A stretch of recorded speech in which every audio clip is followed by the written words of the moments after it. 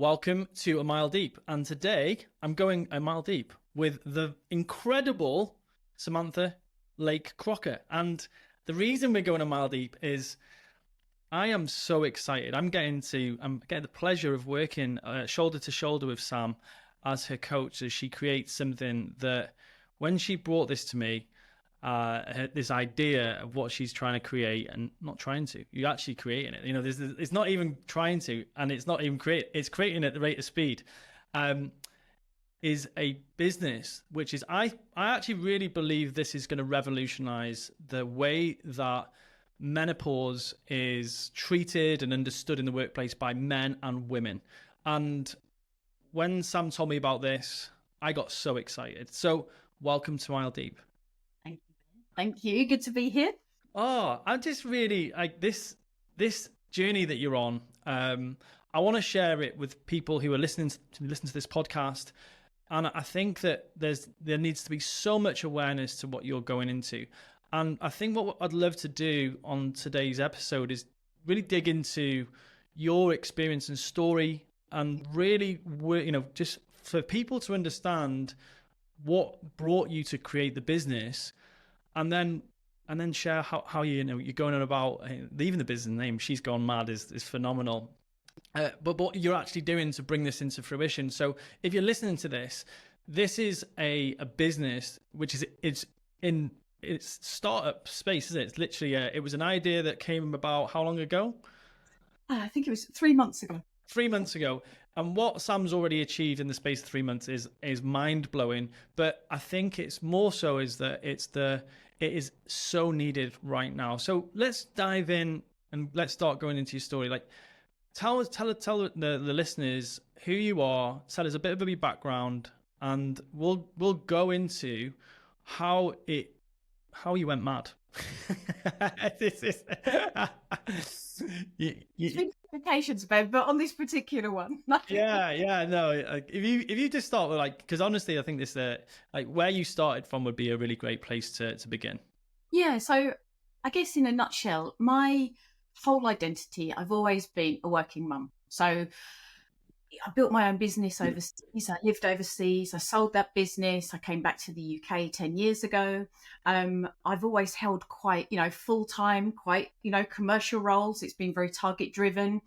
And ultimately in the last 6 years, I've been on a board of a £600 million turnover business. I also was running a recruitment business, and I loved everything that I was doing. I didn't sort of 6 years on, I didn't think, oh no, it's time to leave.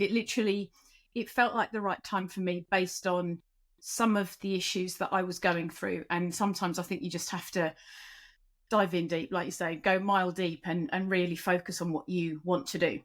After 6 years, I decided recently that actually I wanted to coach. I've invested quite a lot in myself in terms of the coaching journey. And that was born about really because of me going into the perimenopause and menopause. But I didn't recognize it at the time. So I guess I just started to feel quite diluted. So when I think back 5 years ago, maybe even longer, 10 years ago, I was a very big extrovert. I loved being around people. I think, pretty funny, pretty lively character. And as I started to go into the perimenopause, I just started to retreat into myself. I literally almost became a hermit. I didn't really need contact with my friends. I started to really just, especially with COVID, I think, you sort of work at home, you're isolated, and I felt quite comfortable with that. And then when we came out of COVID, I was then menopausal, and I felt so exposed. Really lonely in my job and very fraudulent from the perspective of I have to be, I'm an MD. I've got to be up there motivating, driving, focusing on winning new clients, servicing new clients, bringing new additions to the business, bringing on new service lines, and really focusing on that business, which is what 100% I did and I loved. But when I got home, it was awful. I mean, it was terrible. So I wasn't taking care of myself. I couldn't keep up. I was just exhausted. And I think when you're in that position of, I can't let other people down. I'm responsible for a team of people. I'm responsible to my CEOs for driving targets. And, I hope I didn't drop the ball. I feel that I didn't drop the ball, but inside it was quite, it was quite turmoil actually.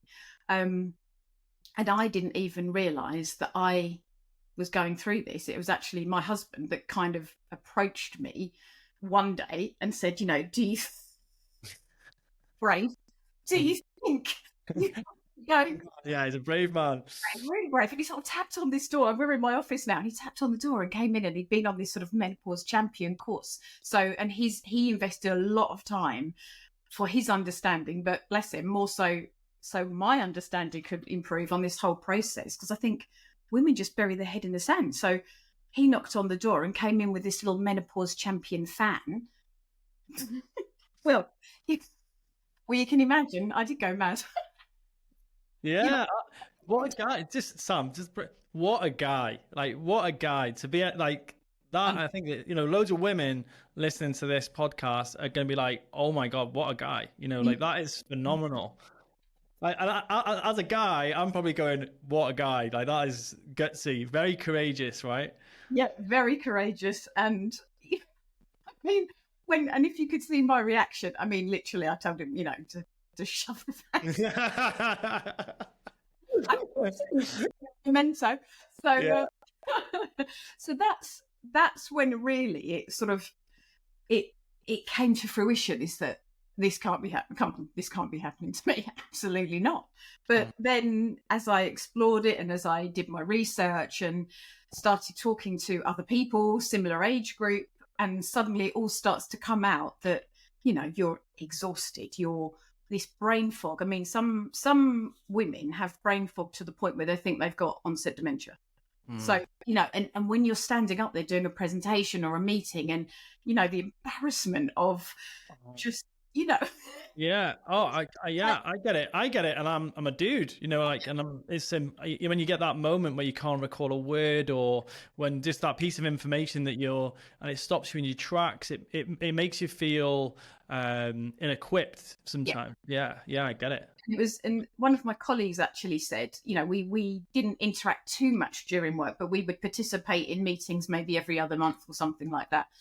And she said to me one day, she said, "Oh, actually, you're a bit of an introvert, aren't you, Sam?" And I just said, "Yes." And I was thinking, I've never been called an introvert, really.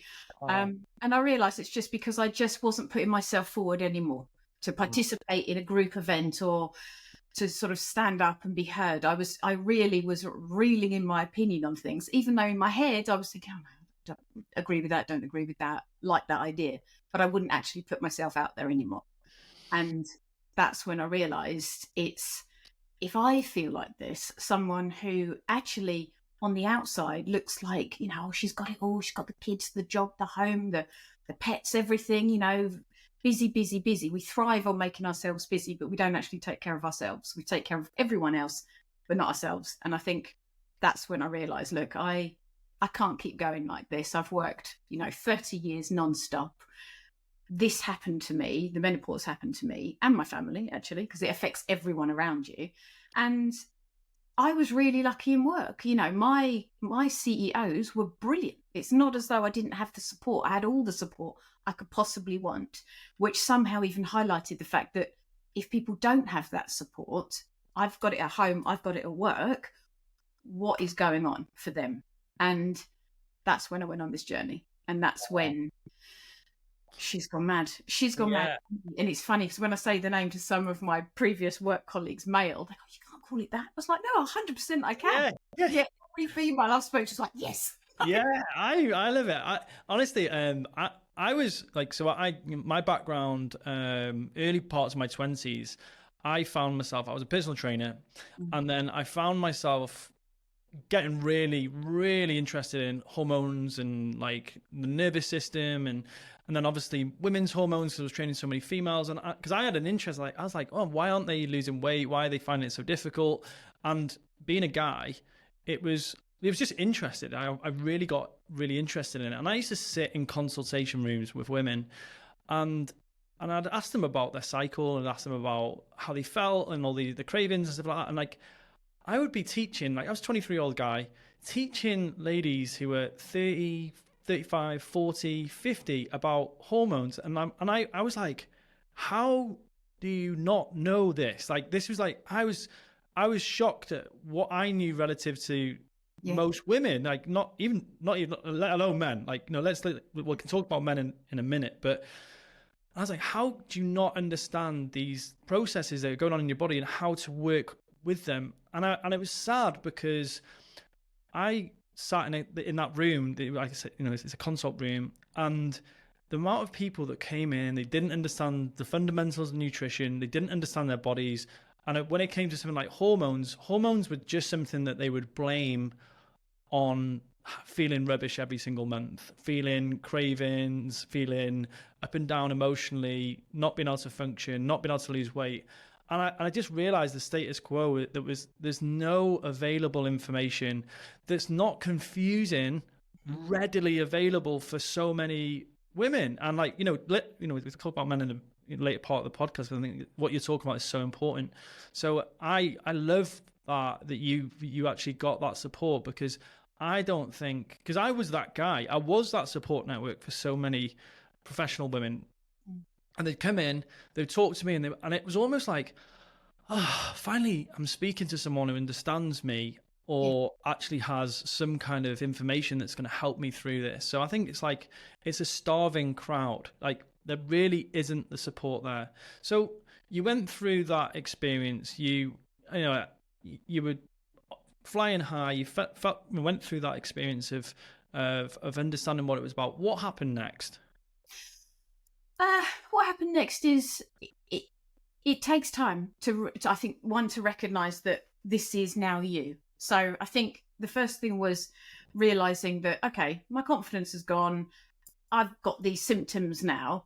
I've got two choices. I either sit in this state that I'm in now, which wasn't a particularly happy one, in any way, shape, or form, not for me, not for anyone around me, or I take action and I go and explore hormone replacement therapy, HRT, which in the UK, I think it's something ridiculous. Like statistics wise, it's 14%, only 14% of women in the UK take HRT.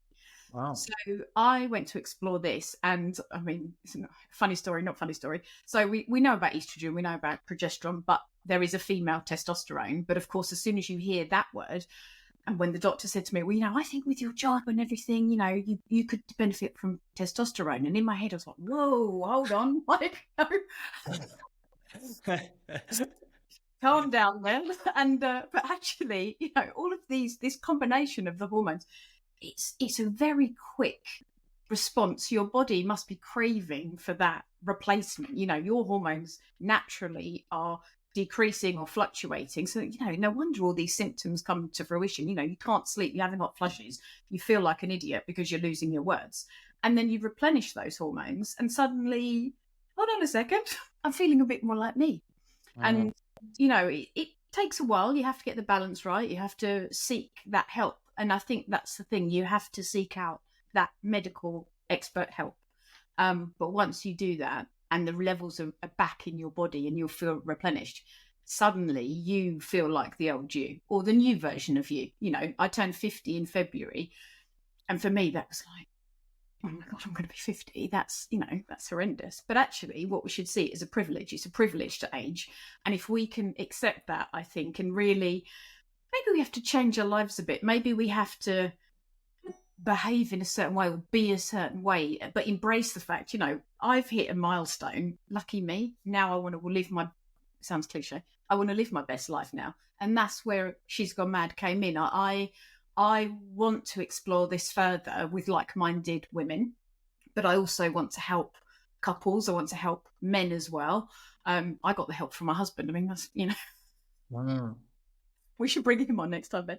And then also in the workplace, you have a lot of managers who will be managing, like you were saying, you were 23. You've got managers managing people who are going through this, but actually don't really know too much about it, don't know how to help, and don't know how to signpost to get help. So I think that's the that's what I would like to focus on. Yeah, I am. I remember actually, because like even when you just talking a little bit about the symptoms there, I remember sat explaining things like thyroid hormone to women, and like they were like, "Oh, I've never heard of thyroid hormone," and if you're sat in a boardroom and you're getting this hot flush, and you think it's just I'm broken. There's something wrong with me. It's like, am I ill? Am I, And you maybe you soaked your shirt and you're conscious, and that's going to eat into your confidence. You're going to be finding ways to describe the sweat on your back or under your arms, and it's like I remember women saying, I'm so conscious. I just feel like a shell of my former self." Yeah. And the other thing is like having, Poppy had Effie and Indy year apart from one another. And we were talking about this today as we were walking through the mall, actually. She has been on, is in terms of, she's been in fight or flight. She's been responsive, reactive to the kids for the last 2 years because she's priority number one's the kids. She's like, as soon as they cry, as soon as anything, she's said, "Ben, you'll never understand that as a man." Like when the kids cry, she's on, and so she's been in her like the fight or flight branch of a nervous system so much more over the last 2 years. And she's been trying to build a business, and we've moved to Dubai, and it's like, I think so many women go through that, especially if they've had children as well. They've got a stressful job. They then have the push of having kids, and kids just literally trigger every part of your fight or flight response, especially as a woman and a man, but more so a woman, I would definitely say. And then on top of that, there's that concern and worry about competing with, I worked with a lot of barristers and lawyers in my 20s, and they were like, my career. I'm worried about my career. I'm going through all of this, and all the guys, and especially in the law world, all the guys don't have to put up with this. They just kind of go out the door every day. I've got the kids. I've got all this stuff with the house, and I'm trying to. It's almost like it's an unfair fight. Yeah. And then they go back into when the kids go to nursery, and they're like, then they start into this perimenopausal phase sometimes. And it's like, it's almost like a game of snakes and ladders. And there's so many snakes on that board. It feels like such a real challenge to get to, go up the board. Yeah. 100%. And so when you started looking at She's Gone Mad, what do you think was missing for you, or what do you think was there for you but not there for others as you started to get under the hood of the landscape of support for women going through menopause? Yeah. I think it was, for me, as I've mentioned, I feel like I had support. So I had someone at home I could speak to who'd actually read far more information on this than myself. At work, I knew there was, the menopause group there. If I wanted to be part of a community there, I knew that was there. But I think because of, I was an MD, and I just felt, I don't think I can go into a group and talk about myself, because that is too exposing at that point. I didn't want to be that open at that time. Yeah. So I think when I was thinking about She's Gone Mad, it was more about real lived experience. So how can I help move someone through this phase in their life with a positive attitude? And that's why, and almost, I don't want to say humorous, but the name itself, She's Gone Mad, let's recognize it, because in some cases we need to laugh at ourselves a little bit more than we probably do. And let's, I think we can embrace it a little bit. This is a period of our lives that we can't avoid. So, yeah. With knowledge and action, you can change the end goal completely. And so that's what I wanted. That's the missing piece for me, is having it not in a light-hearted way, but something which is, a staggered process or a staged process. Let's start working on ourselves and have an end goal at the end looking for. It's interesting actually when you were sharing that. I remember back to when we and Poppy had Indy. we didn't do much. I stood in the side, watched, and like uh, passed the occasional bottle of water. But watching Poppy have our second child, and we're talking to the midwife, and I was talking to her about different births and stuff like that, and she said something really profound actually. She said a lot of women when they come in for pregnancy, they behave like they're ill. They behave like they've got something wrong with them, and that's what her words were. They behave like they're ill, they're going to die, they're like the world's going to end. And she says one of the things that we're really keen on at the moment is just saying, hey, you're just having a baby. It's just you're having a baby. This is a natural, normal process. And I think it's really profound. And I think it's the same with menopause. It's going to be like you're going to go through the menopause as a woman, right? And I think what I love about this is because so many things as we age are almost pathologized. Like you're going to go through pains and aches and back problems, male or female. You're going to go through, like guys have a decline in testosterone. They might lose their hair. They might grow big ears. It's like we don't get half the struggles that women get. I get that. But I think so many people want to pathologize themselves with something wrong with them when they go through a very normal and natural experience as they age.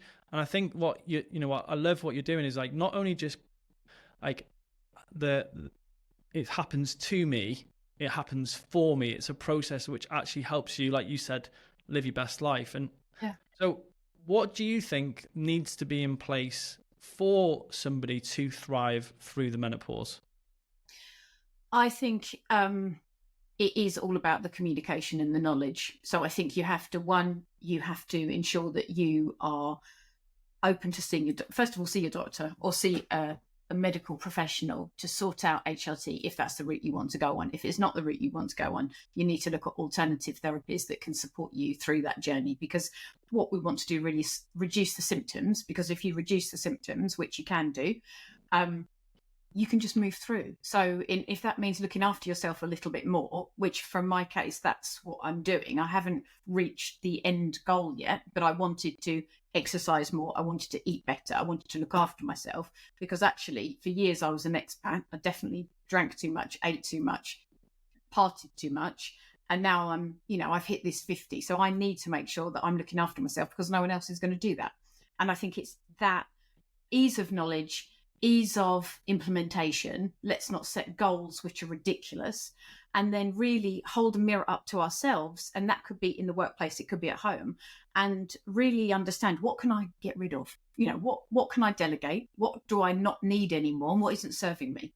So I think it's a time in our lives where we're old enough to make these decisions. We know what works for us and we know what doesn't. And we're kind of confident enough to make these decisions now and think, actually, I don't need that in my life anymore. Let's move forward. So I think it's being bold enough to really, it's really like digesting what your life is and then deciding what you want going forward. Yeah. Hard. It's really hard, actually. Yeah, I think it's really interesting. Like, because exploring it from a body transformation background, I remember so many women would come in and they would be in a cycle. So like people buy transformations in cycles. They're leaving a cycle and they're starting a new one, whether it's like they're about to leave a marriage and they're about to start a new one, like they'll start a new relationship, whether it's they're about to leave a job and that people, especially body transformation, they buy in those spaces. And I remember so many women coming in and saying, yeah, I'm perimenopausal, I can onset of menopause symptoms coming on. And they just wanted the body fat gone. And actually, this is a piece of advice if you're listening in, is like one of the best things I saw for people's health, well-being, mindset, confidence, everything is the simplest thing is to lose body fat. It takes care of so many issues that you have going through later parts of your life. Not just menopause, this is for guys as well, is that getting rid of unnecessary amounts of weight, body fat, being over fat, there's carryovers to your psychology with feeling more confident. There's physiological components where you feel better. There's just even being able to regulate your own hormones better is so much easier when you haven't got 20 to 30 kilos of excess body fat. And I think that there is a natural season in your life where I think, I see it with my mum actually, my mum and my aunties. And my mum's 65 now, and I hope I haven't aged her. Gosh, she listens to this and I think what happened, especially for her and her sisters, they're all lean now. Like they're all shredded. They're all doing running. My mum runs about 10K a day through the mountains, and I think that so many women, like, they get that phase later on. But it's either they make a choice and say, do you know what, I'm going to go through the period of menopause and I'm going to do it consciously, I'm going to look after myself, or they become victim of it. And it's like added weight, added brain fog, added marital stress, divorce, all those things, losing my confidence in my role and not fulfilling. And I think it taints the tail end of their career, right? 100%, 100%. You can't pour from an empty cup. You've got to look after yourself first, in whatever way that looks like for you. But I think, from a health perspective, that's something I realized is weight gain for me was, it wasn't great. It wasn't great. And now I'm working on that, and I've successfully implemented some things for myself, and I feel so much better. And I'm still on the path. I still know where I want to go. So for me, it was the accept it. You've got to do something about it. So whatever that looks like. And for me, actually, my daughter and I did a 100K ultra marathon for charity. And then we've got this bug now, and it's kind of, well, she's done it twice. I mean, she must be. So she's done 2 of them now. I was like, I don't think I'm ever going to go down that route again, but I like a 50K. And it just gives you purpose. So, I live by the beach. I'm thinking it's not about me. It's about raising some cash for a charity. Or I live by the sea. Let's walk and enjoy the sea and train. And that's not, not everyone, that might not be everyone's bag. But I think just having that time on my own, fresh air, get some sun or rain on your face, whatever day it is, but get outside and move. And everything starts to fall into place. I think the problem with menopause is, you lose your confidence. You don't want to be outside. I'm not brushing everyone with the same brush, but you isolate yourself. That's what I did. I isolated myself. I put myself in this office, 12 hours a day, literally going mad at some points, and that's no good. We have to recognize it and get out. And I think even, I want to start weight training again. I used to do it years ago. And I think actually that's my next thing is shed some weight and then do the weight training and really try to sort of progress my body from that perspective as well. Yeah. And then I think that's something that not enough women get the right support around. Like I own a gym in the UK, and I think I always used to joke that the biggest hurdle to go into the gym was in front of the front door. It was like all the phone call pressing. And I don't think, especially like left to our own devices, men and women, they go to the gym and you look around, you've got no confidence about being in a gym. You walk up and you look at the guy who's grunting in the corner, sweating away, and you don't want to stand next to him doing curls or resistance training. So most people default to the treadmill. Yes. or the cross trainer. And it's like, it's sad because the benefit of resistance training for someone's body when it comes to later life is just so big. It's got compound effect.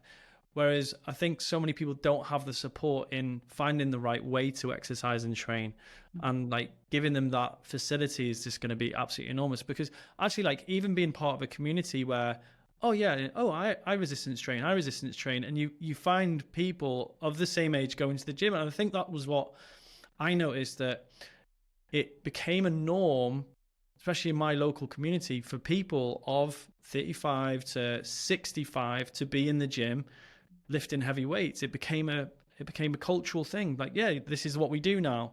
And we actually started something called Get Moving for over 60s. So it was like we had a resistance training session for over 60s, and honestly, I've never seen such a powerful community.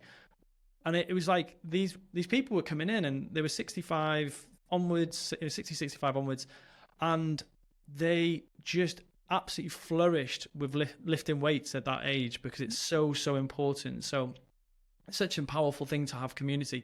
I don't think that, like, I think for men at 30 they don't have a community to actually get the support they need. Like when you get to 30 as a guy, I think there is a small existential crisis for a man. And this is like what I'm trying to segue into.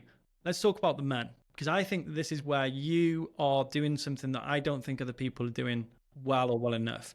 A big part of your She's Gone Mad is not She's Gone Mad focusing on purely women. You're talking about men. Tell us about that, Sam.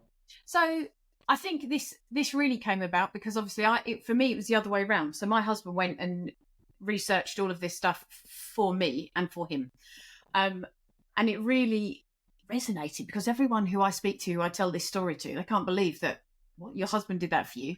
Yes, basically yes.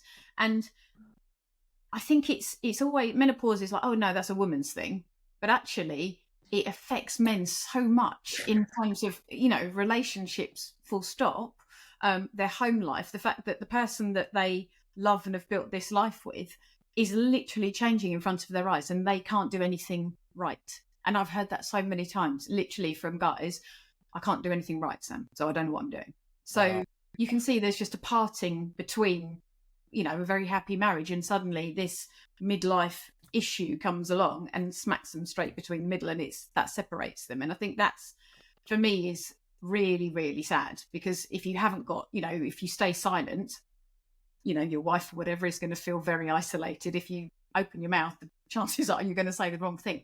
So for me, it's just understanding, what the challenges are, and really, again, through the lived experience that we've got and we've had as a couple, as a family, it's utilizing that, and where can support be offered. And I think, again, it's the education piece. It's understanding that actually this is a phase and it doesn't have to be like this forever. Let's support each other to get through it together as a couple. But also in the workplace, how many men probably don't want to say to their 46-year-old colleague, are you all right there? What's going on with your work? And it's, again, it's, I wouldn't say it's a taboo subject, but it kind of is. It's a very personal subject. And I think if we can open the communication lines up in the workplace as well, it's a thing. We can't hide from it. So how can we support each other, male and female, to recognise the symptoms and also recognise what does good look like in the workplace? What can we do for you to make it easier, better, safer, a safer work environment for you, so you don't feel isolated, you don't feel like you're the only one going through this, because actually, a huge portion of the workforce could well be in a similar boat. Yeah, I actually think the word safer is actually quite an interesting word, because as a guy, you make a comment that upsets a senior or colleague in the workplace. You feel so unsafe. You can't say anything. Yeah, maybe someone is being a little bit unfair in the way that they're showing up. Especially in today's climate, it's quite an unsafe environment to be able to say, like, even offering support. Actually, I was coaching a client yesterday, and it was really sad. It was a really sad moment. She said she's a senior VP of the company, and one of her her colleague went off sick, and he's like, I'm going off sick. And she wasn't allowed to contact him just to check he was okay. And because she got in touch with HR, said, can I message so-and-so to see if he's okay? And they said, absolutely not. You're not allowed to check in with him. And I was like, in this modern climate we've got is that we can't talk about being a human and do the human things to help our people that we spend most of our day with. We spend more time with our colleagues at work than we do with sometimes our spouse, and we can't be real empathetic humans. And it was sad. But I think for guys, I think sometimes it can be quite disempowering not to understand that, and especially for your partner, because I think the only reference point I've got in my home was watching Poppy go through pregnancy and the after effects of pregnancy.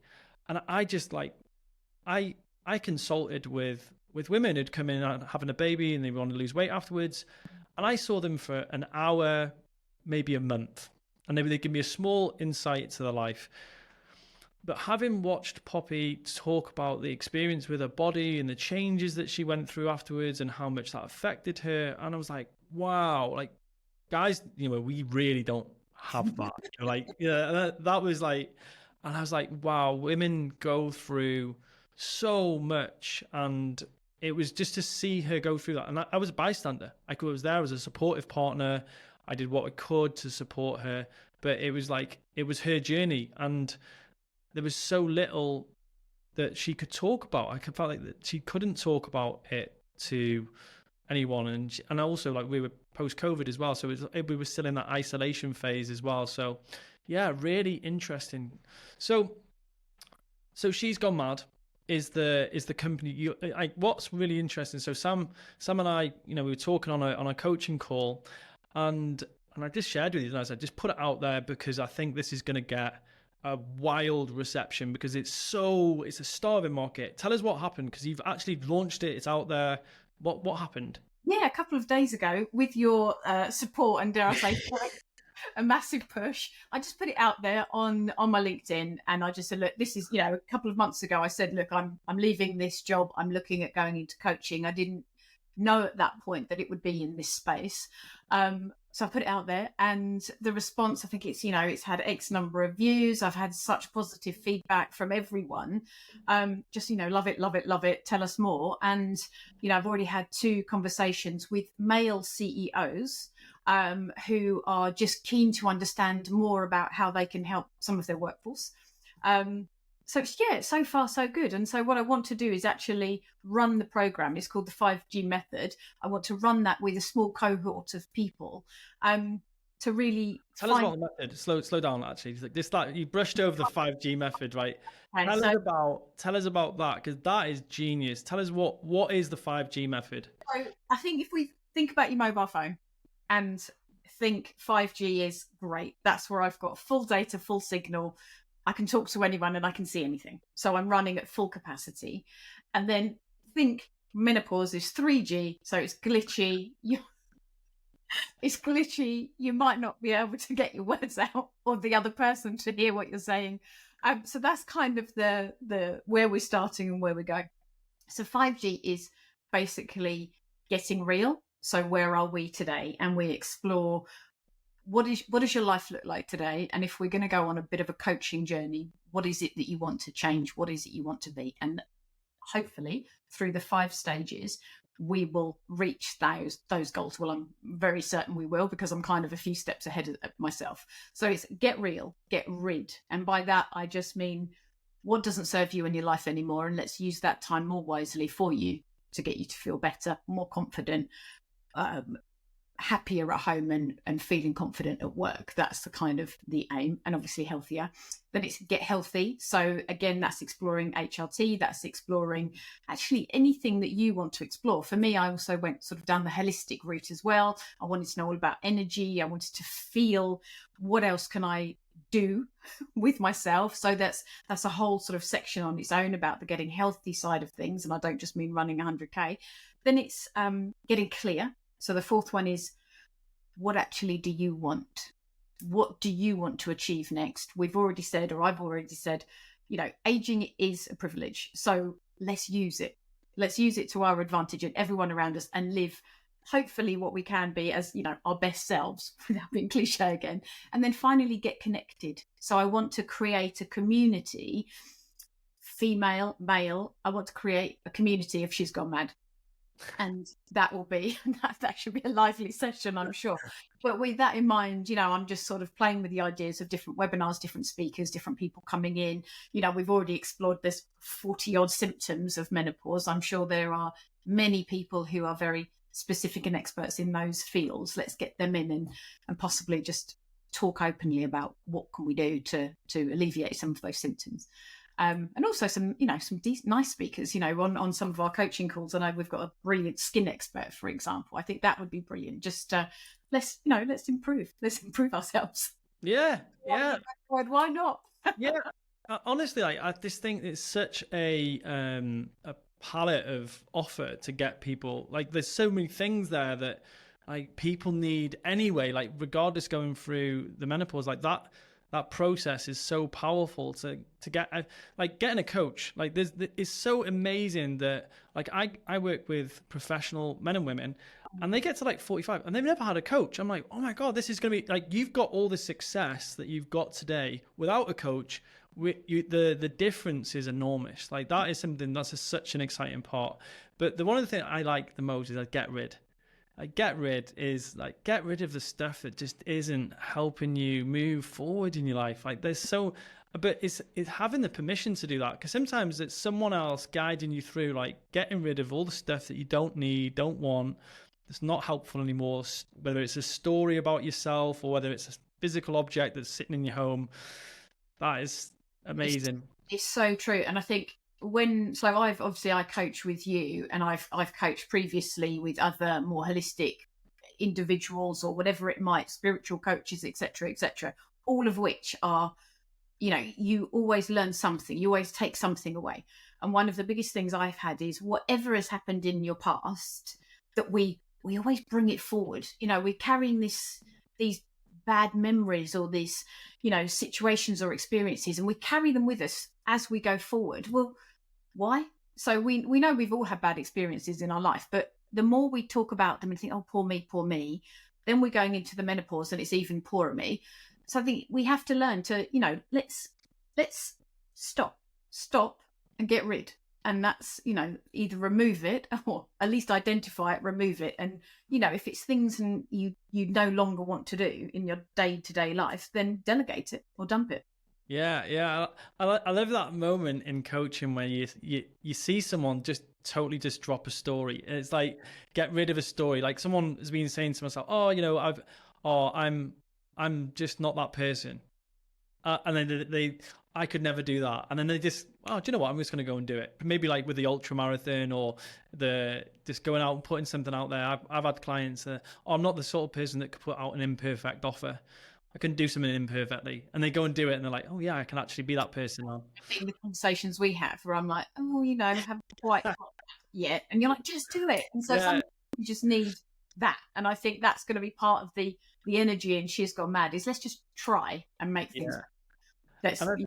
That's what gets your confidence back, because I think that's where you need somebody like you. And I think this is like, I put it on your LinkedIn, is that I think specifically someone like you, and your demeanor is going to be so perfect for someone in a place where they've lost their confidence. Because sometimes when I've been there, I lost a load of confidence going through my divorce, and I was like, I just needed someone to say, "Come on, man, you got this.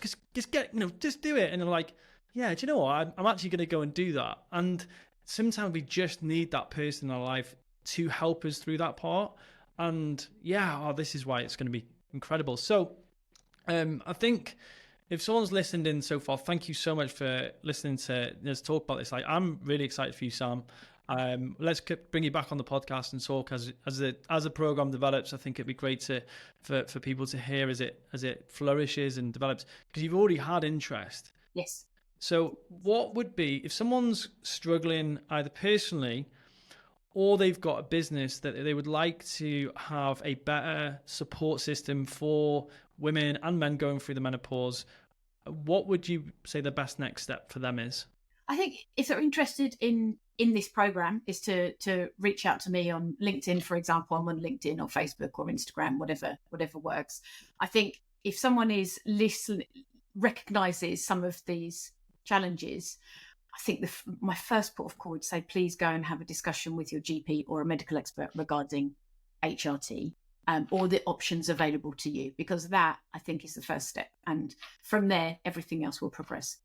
Yeah, I want to be a bit more direct as well, because like Sam's just launched this, and you are doing your first tranche of the 5G method with some clients. And I think that if you're listening to this and you want really great support, you want a really great process, like I've watched you create the process, and it's a phenomenal process. Like I think that if anyone needs that kind of support, what you've talked about, get in touch sooner rather than later, because you've put it out. It's going to be the cheapest it's ever going to be, and it's going to have the most impact because you're trying things and pushing things together, and it'll be a great experience. So I think if you be urgent with this, don't sit on it, because I think so many people, especially with regards to their health, like my experience of people, when it comes to their health, it's like, oh, I'll wait. Oh, it's not that bad right now.